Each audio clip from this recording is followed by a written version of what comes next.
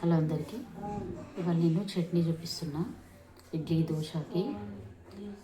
దానికి కావాల్సినవి పల్లీలు, పచ్చిమిర్చి, పుట్నాల పప్పు, కొబ్బరి, అల్లం ముక్క, కొత్తిమీర, పుదీనా, టమాటా. వీటిని మనం ఫస్ట్ పల్లీలను, పచ్చిమిరపకాయలను, టమాటా, పుదీనా, కొత్తిమీర ఇవన్నీ ఆయిల్లో ఫ్రై చేసుకోవాలి. పల్లీలు అయితే మంచిగా వేగినాయి. ఇప్పుడు పుదీనా, కొత్తిమీర వేసుకుందాము. పుదీనా, కొత్తిమీర మన ఇష్టం, ఫ్రై కూడా చేసుకోవచ్చు లేదా పచ్చివి కూడా వేసుకోవచ్చు. కానీ నేను జస్ట్ కొంచెం పచ్చిగా ఉండాలి కదా అని ఇస్తున్నాను.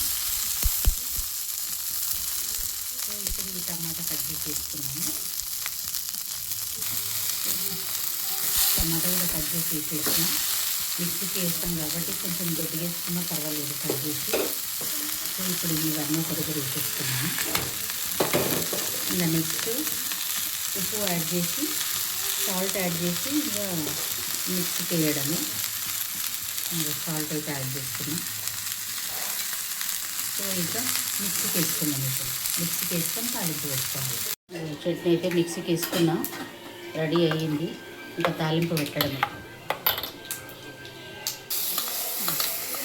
తాలింపు అయితే పెట్టేసుకున్నాం. చట్నీ చూడండి, చాలా బాగుంటుంది. దోశ, ఇడ్లీ, ఉప్మా, వడ, మైసూర్ బజ్జీ వీటన్నిటికీ ఇది చాలా డెలిషియస్ ఉంటుంది. అందరూ ట్రై చేయండి.